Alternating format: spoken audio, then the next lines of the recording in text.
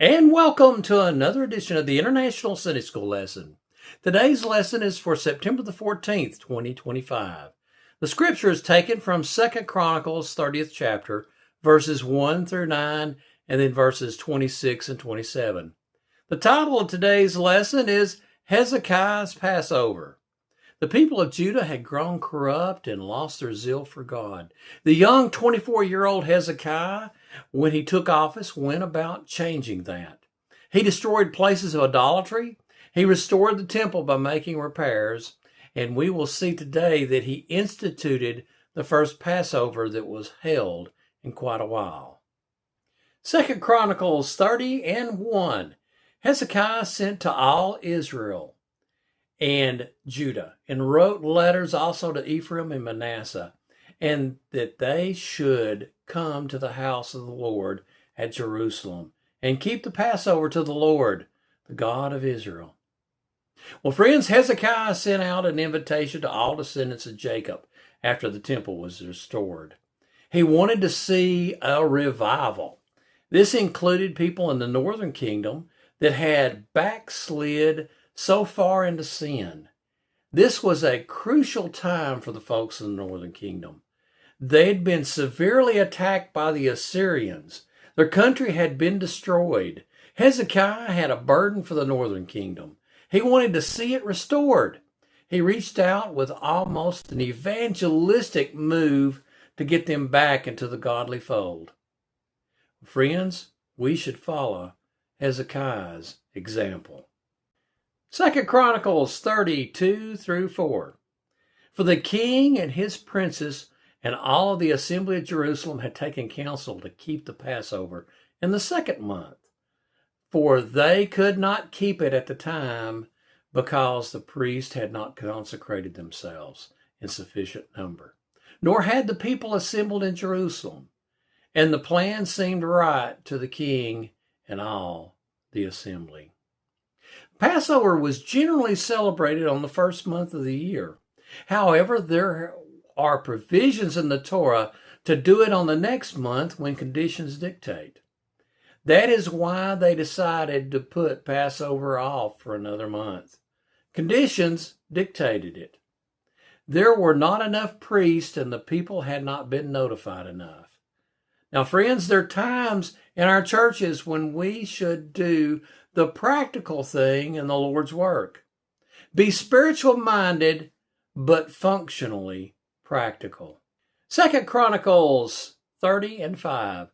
So they decreed to make a proclamation throughout all Israel, from Beersheba to Dan, that the people should come and keep the Passover to the Lord, the God of Israel, at Jerusalem, for they had not kept it as often as prescribed. Well, Hezekiah was a king, but he got the other leadership of the country to buy into his plan. If we're in charge of a ministry, then we should do the same thing. Get everyone engaged in understanding what needs to happen. 2 Chronicles 36 through 9. So couriers went throughout all Israel and Judah with letters from the king and the princes, as the king had commanded, saying, O people of Israel, return to the Lord your God of Abraham, Isaac, and Israel, that he may turn again to the remnant of you who have escaped from the hand of the king of Assyria. Do not be like your fathers and your brothers, who were faithless to the Lord God of their fathers, so that he made them a desolation, as you see. Do not now be stiff-necked as your fathers were, but yield yourselves to the Lord and come to his sanctuary, which he has consecrated forever, and serve the Lord your God, that his fierce anger may turn away from you. For if you return to the Lord, your brothers and your children will have compassion with their captors and return to this land. For the Lord your God is gracious and merciful, and he will turn away his face from you if you turn to him. Well, we see the repentance message sent to all the descendants of Jacob.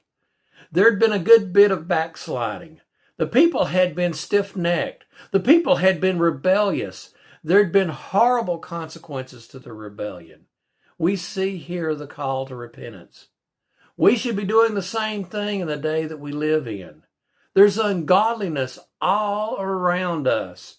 Church are backslidden around us. Ministries are more concerned with accumulating wealth and gaining political power. These ministries have lost their central mission. The central mission of ministry is to see people saved, see people helped, and see people grow. Backslidden ministries are damage the cause. They've been some ministries that have so damaged their image to a lost and dying world that they will never be taken seriously again. We need to put a call out. Folks need to come back to God and repent. We need to follow Hezekiah's example. 2 Chronicles 30:26 and 27.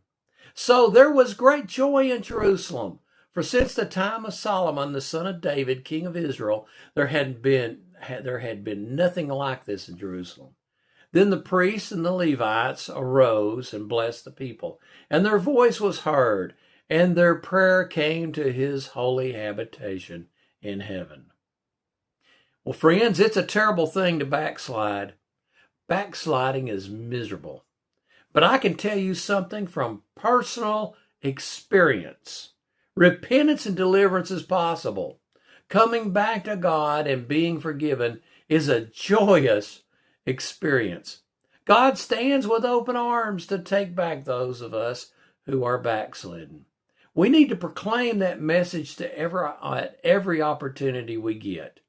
And if you're backslidden, let me tell you that if you turn back to God, ask His forgiveness, and repent of your sins, He will take you back. Couple of concluding thoughts. First, seek to restore those that have fallen. Do this every chance you get. Second, rejoice when folks come back. Third, clean up the house before you invite people back.